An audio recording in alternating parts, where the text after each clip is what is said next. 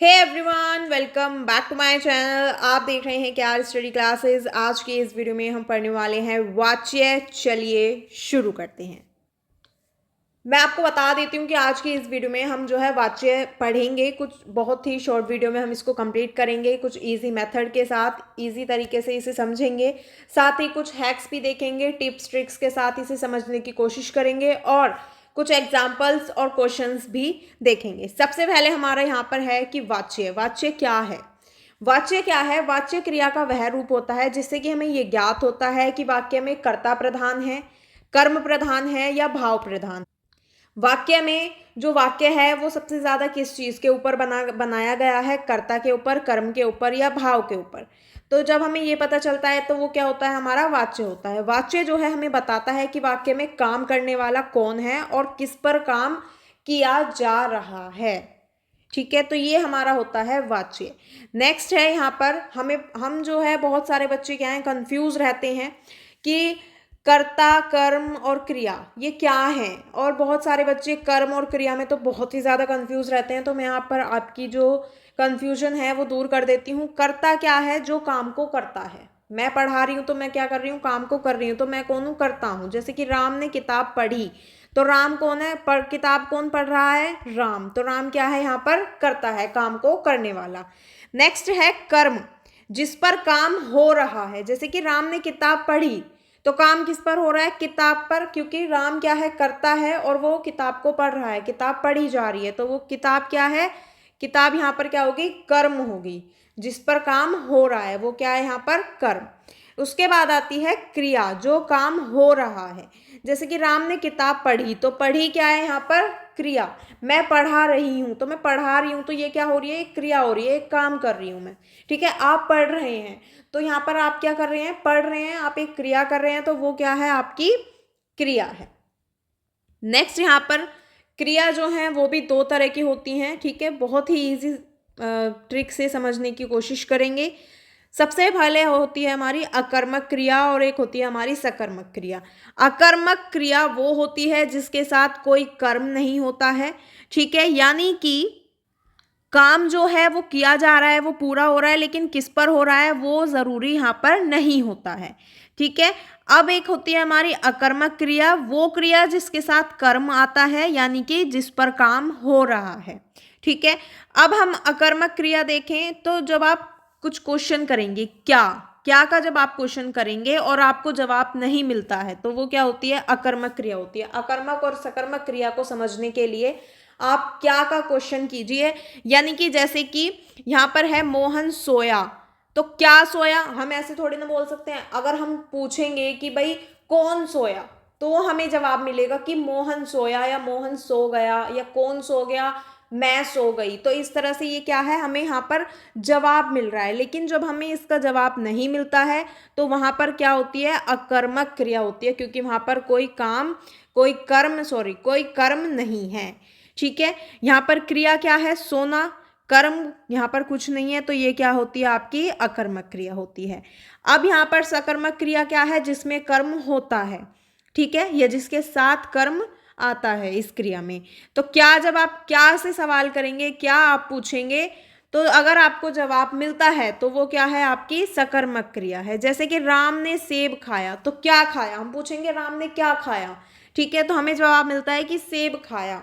अब हम इसी को ऐसे करते हैं कि राम सोया, ये कोई भी क्वेश्चन नहीं बनता है। तो हमें जवाब जब मिल जाता है, हमने पूछा कि राम ने क्या खाया, तो हमें मिलता है कि सेब खाया, तो जवाब मिला। ये क्या है? हमारी सकर्मक क्रिया है। अब आते हैं हम वाच्य के भेद पर। वाच्य के तीन भेद होते हैं: कृतवाच्य, कर्मवाच्य और भाववाच्य। कृतवाच्य वो है जहां कर्ता प्रमुख होता है, कर्मवाच्य वो है जहां कर्म प्रमुख होता है, और भाववाच्य वो है जहां कर्ता और कर्म दोनों ही स्पष्ट नहीं होते हैं, दोनों ही चीजें देखने के लिए आपको नहीं मिलती हैं। ठीक है, अब जैसे कि हम इसे समझने की कोशिश करते हैं, हमारा होता है कृतवाच्य। कृतवाच्य, जब आपको कहीं भी क्वेश्चन आता है कोई भी, और आपको उसे देखकर समझना है कि कृतवाच्य है, कर्मवाच्य है या भाववाच्य है। कृतवाच्य जो है, जहां भी आप देखेंगे कि ने है या फिर कुछ नहीं है। वाक्य में जब ने आ जाता है तो वो क्या होगा आपका, हमेशा से क्या होगा, हमेशा ही कृतवाच्य होगा। जैसे राम ने पत्र लिखा, सीता ने रोटी बनाई। या फिर यहाँ पर अगर यहाँ होता कि राम पत्र लिखता है तो भी ये क्या होता है, यहाँ पर ने नहीं आता। तो हमें सिर्फ क्या देखना है, या तो ने आना चाहिए कर्ता के बाद या फिर कुछ नहीं आना चाहिए। तो ये हमारा क्या होगा, हमेशा से ही कृतवाच्य होगा। नेक्स्ट हमारा है यहाँ कर्मवाच्य। कर्मवाच्य को हम कैसे समझेंगे, जहां भी द्वारा, से या के द्वारा आपको इस तरह से शब्द देखने के लिए मिलेंगे तो वो आपका क्या होगा, कर्मवाच्य होगा। जैसे पत्र राम द्वारा लिखा गया, सीता द्वारा रोटी बनाई गई। तो कर्ता के बाद यहाँ पर आपको क्या देखने के लिए मिलता है कि जो पत्र है वो राम के द्वारा लिखा गया है, सीता के द्वारा रोटी बनाई गई है। तो इस तरह से जब आप देखने के लिए मिलता है आपको तो वो क्या होता है, आपका कर्मवाच्य होगा। इसके बाद है हमारा भाववाच्य। जहाँ भी आपको देखने के लिए मिल जाए कि जाता है, जाती है, किया जाता है, रहा जाता है, सहा जाता है, खाया जाता है, पिया जाता है, इस तरह से जब आपको कहीं भी वाक्य देखने के लिए मिलेंगे तो वो हमेशा क्या होंगे, भाववाच्य होंगे। ठीक है, जैसे पत्र लिखा जाता है, रोटी बनाई जाती है। तो ये सब क्या है आपके यहाँ पर कर्मवाच्य, कृतवाच्य और भाववाच्य। होप सो कि आपको ये समझ आ गया होगा। नेक्स्ट है यहाँ पर, अब यहाँ पर और अच्छे से समझने की कोशिश करते हैं। यहाँ पर आप देखेंगे कि हमें वाच्य दिया गया है, उसे पहचानने की ट्रिक दी गई है और उदाहरण दिया गया है। यही चीज़ हमने पीछे बताई है, लेकिन वहाँ पर हमने सिर्फ आपको एक बताया कि आपको ये चीज़ देखने के लिए मिल जाए तो आपको पता चल जाएगा कि यहाँ पर ये वाक्य है। अब जैसे यहाँ पर हमारे पास कृतवाच्य है, जब भी कर्ता पहले होगा, बीच में ने या फिर कुछ नहीं होगा और या फिर उसके बाद क्रिया होगी, तो ये हमेशा क्या होगा, आपका कृतवाच्य बन जाएगा। जैसे कि मोहन ने आम खाया। यदि आपको ये वाक्य बनाना है, आपको कोई वाक्य दिया जाता है और उसको आपको कृतवाच्य में बदलना है, तो आपको याद रखना होगा कि सबसे पहले कर्ता होगा, फिर ने या फिर कुछ नहीं होगा, फिर क्रिया होगी। ठीक है, कर्ता कौन है, मोहन जो काम को कर रहा है, ने आ गया और उसके बाद आम आ गया। ठीक है, आम क्या है, यहाँ पर कर्म है, जिस पर काम किया जा रहा है, उसको खाया जा रहा है। क्रिया क्या है, खाना या खाया।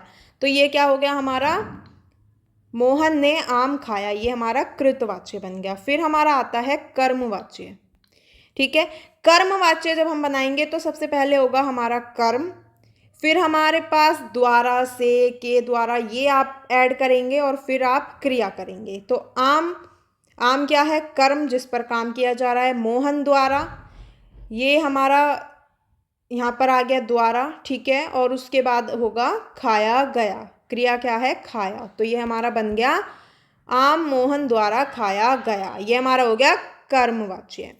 फिर हम आते हैं भाववाच्य पर। ठीक है, भाववाच्य जब भी हम बनाएंगे तो कर्ता जो है वो गायब हो जाएगा, कर्म भी यहाँ पर देखने के लिए नहीं मिलेगा और सिर्फ क्या दिखेगा आपको, भाव एक प्रकट होते हुए दिखेगा। ठीक है, कर्ता यहाँ पर नहीं है, यहाँ पर कोई नहीं है, यहाँ मोहन भी नहीं है, यहाँ राम भी नहीं है, यहाँ सीता भी नहीं है, यहाँ पर गीता भी नहीं है, कोई भी नहीं है, कोई नाम नहीं है, कोई कुछ और चीज़ हमें यहाँ पर दिखाई नहीं देती है। जैसे कि मान लीजिए यहाँ पर होता कि अंजलि आम खाती है, अंजलि द्वारा आम खाया जाता है, तो वो क्या होगा, हमारा कर्मवाच्य हो जाएगा। लेकिन यहाँ पर हमारे पास कुछ भी नहीं है, हमारे पास सिर्फ यहाँ कोई नाम नहीं दिया गया, कोई कर्ता नहीं दिया गया, काम को करने वाला यहाँ पर कोई भी नहीं है। यहाँ पर सीधा क्या है, आम खाया जाता है।